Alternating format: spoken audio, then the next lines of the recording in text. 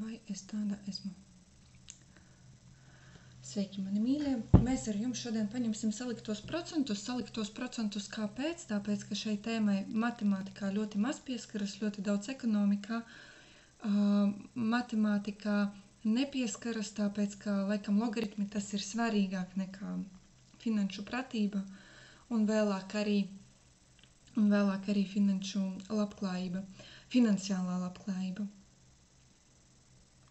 Tātad, kas ir saliktais procents? Saliktie procenti vispār ideja ir kāda? Ideja ir tāda, ka jums ir kaut kāda nauda, jūs atnesat bankai šo naudu, kaut kādu summu, es nezinu, piemēram, kaut kādu summu N. Jūs atnesāt bankai šo naudu un noguldījāt uz kaut kādiem procentiem. Un gada beigās banka jums izmaksā šos procentus.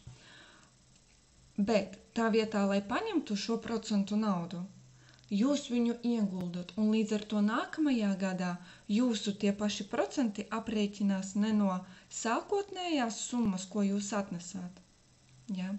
Bet no tā, ko jūs jau nopelnījāt pa gadu. Paņemsim vienkārši piemēru, paņemsim, ka jūsu ieguldītā nauda ir 100 eiro, un procentu likme ir 3%. Ko mēs darīsim? 3% uzreiz pārrakstīsim uz decimālu skaitli. Mēs tagad paskatīsimies, kā tā formula veidojas un kāpēc tā ir tāda, kā ir rakstīts formulu lapā. Tātad, pirmā gada beigās, ja jūs gribētu izņemt naudu, kas jums būtu? Jums būtu jūsu sākotnēji 100 eiro. Es rakstu reiz viens, jūs pēc tam redzēsiet, kāpēc. Un vēl 3% no 100 eiro. 3% no 100 eiro, tas ir 100 eiro reiz 0,03. Iznesīsim kopīgo pirms iekavām, tas ir 100 reiz 1 plus 0,03. Neko pagaidām nevajag nesaskaitīt, neko nedarīsim. Tā formula izskatīsies labāk. Otrā gada beigās, ja jūs gribētu izņemt naudu, mēs runājam tikai par noguldījumiem uz gadu. Otrā gada beigās, ja jūs gribētu izņemt naudu, tad jūs izņemtu šo summu, pareizi, plus 3% no šīs summas. Ja šeit atkal es rakstu reiz viens, tas ir tas, es šitā uzrakstīšu, lai jūs saprastu, kas kur iet. Plus 3% no tās summas.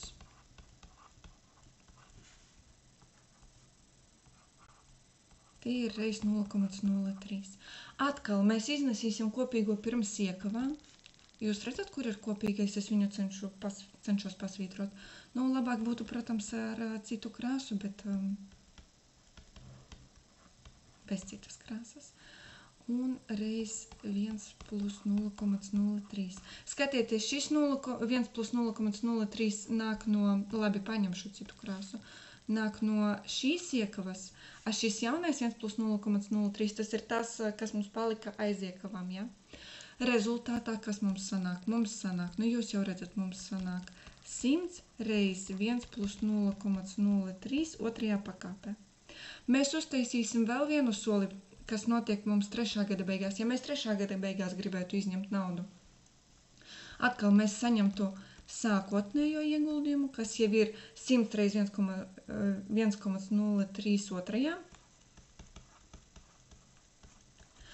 plus tas pats un vēl 3% no tā, ja? Plus 3% no tā.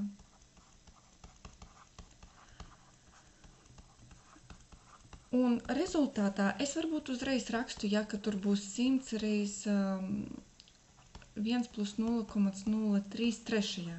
Jūs jau sapratāt sistēmu. Un tā tālāk. Un kā izskatītos mūsu izņemtā summa pēc, piemēram, pēc 10 gadiem, ja? Pēc 10 gadiem. Tas būtu 100 reiz 1 plus 0,03 un protams, 10. pakāpē. Šāda ir ideja tai formulai, ko jūs redzat savā formulu lapā. Vienīgi mēs paņēmām šeit 3%, ja? Bet pa faktam tas var būt jebkurš skaitlis. Ja? Jo šeit mēs vienkārši rakstīsim to procentu likmi R. Un 100 vietā mēs rakstīsim N. Un rezultātā mūsu salikto procentu formula tas ir N, sākotnējā noguldījuma summa, reiz 1 plus R. R jums būs dots procentos, procentu likme, jā, reit, bet jāpārved uz decimālu skaitli. Un pa KPT, kur T ir laiks, jā. N tad mums ir ieguldījuma summa. R ir procentu likme. Un T ir laiks gados. Es rakstu gados, ir arī formulas uz pusgadu, uz kvartālu, bet tur nedaudz vajag izmainīt, jā. Un tās izmaiņas mēs varam pēc tam paskatīties, tāpēc, ka tad, kad mēs mainīsim laiku, jo kā ir, jūs jau varētu idejiski izņemt nevis reizi gadā, jā, bet varam reizi pusgadā, reizi kvartālā, reizi mēnesī, reizi nedēļā, reizi dienā, un lūk, kur jūs aiziesiet, ja jūs izņemsiet ļoti, ļoti bieži. Tas ir augstākās matemātikas tēma, bet tas ir ļoti, ļoti interesanti, jā, kā mēs matemātiku varam ekonomikā izmantot.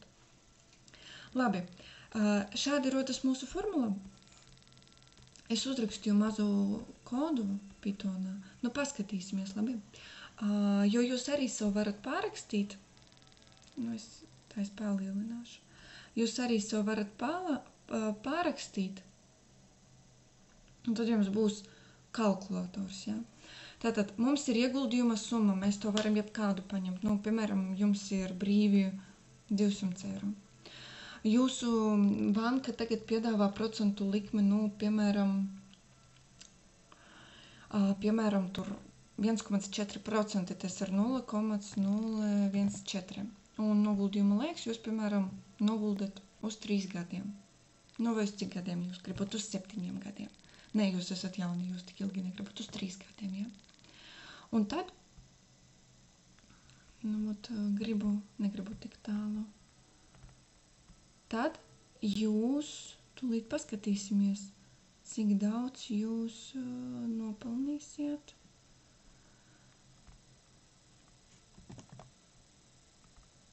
Tātad jūs ieguldījāt 200 eiro, jūs nopelnīsiet ar likmi 1,4%.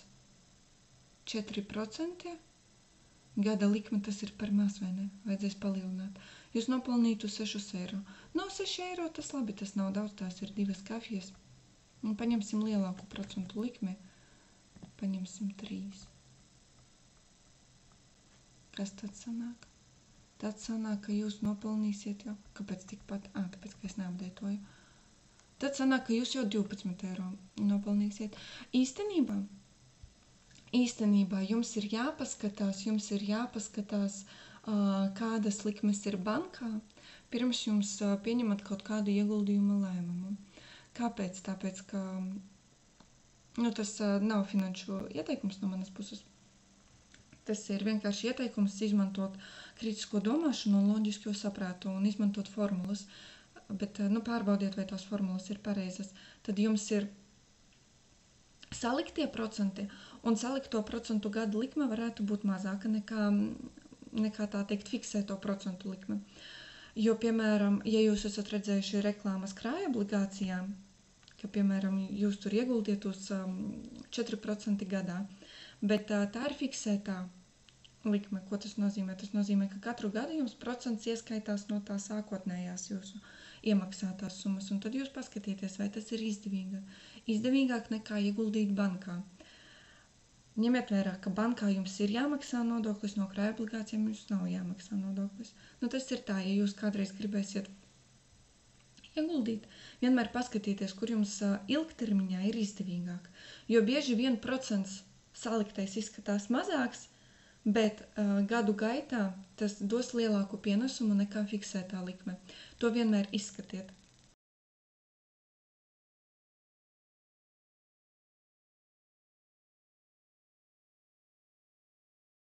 Kur ir šis uzdevums?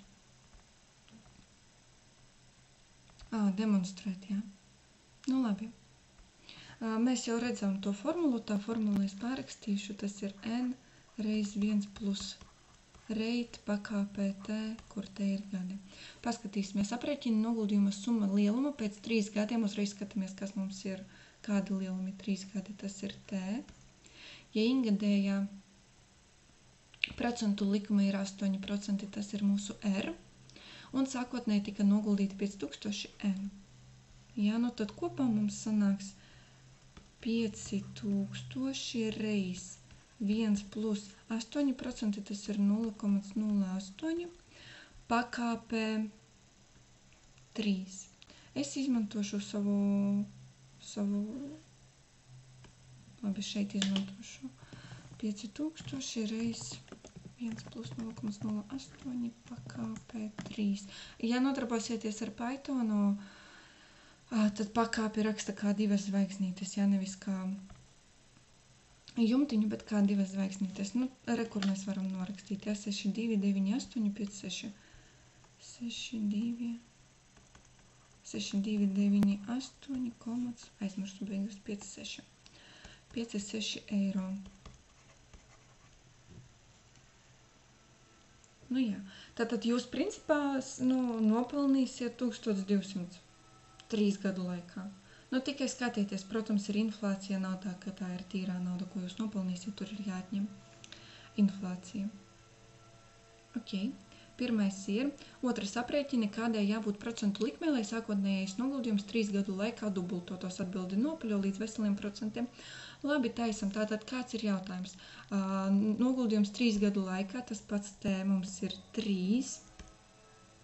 Procentu likme ir nezināma. Jautājuma zīme. Sākotnējais noguldījums mums bija 5000, tas ir mūsu N, un dubultotos tas ir 2N. Ja? Nu, tad rakstam, kas mums ir. Mums ir dubultotos, tas ir jābūt rezultātā 10 000, pie sākotnēji ieguldītiem 5000. Kādai ir jābūt likmei, nezināmai, lai tas viss notiktu 3 gadu laikā. Nu, uzreiz, protams, daram tas, kas jādara. Dalam ar 5000 abas vienādojuma puses, sanāk 2000, ir vienāds ar 1 plus x pakāpē 3. Ja mēs gribam noņemt trešo pakāpi, mums ir nevis 2000, bet 2. Es nezinu, vai jūs dzirdat vai nedzirdat, vispār kaimiņi sāka remontu taisīt. Ja jums ir trešā pakāpe, tad ir jāpaņem kupsakne, vai jāceļ pakāpē 1/3 abas vienādojuma puses. Paņemsim kupsakni. Tas ir 1 plus x. Ja? Un tad x-am ir jābūt vienādam ar kupsakni no 2 mīnus 1. Nu labi, es to arī izdarīšu šeit. Tas ir 2 pakāpē 1/3 mīnus 1. Cik tas ir? Tas ir 0,2599. Jānopaļo līdz veselam procentam, tas ir 26. 0,26. Tad mums x ir nopaļojot 0,26, un tas ir 26%. Lai jūs gribētu, lai 3 gadu laikā jūsu dubultotos sākotnējais ieguldījums, jums būtu jāiegulda zem 26% gadā. Un lai tā ir saliktā procentu likme. Nu, tas mums nespīd. Es domāju, neviena banka tā nedarītu. Bet, varbūt jūs varat savu banku atvērt, jā, un uzlikt tādus procentus, tad mums būtu prieks un laime, bet jums kā bankas vadītājiem laikam tādas prieku un laimes nebūtu. Tas šodien ir viss. No manis un no maniem kaimiņiem.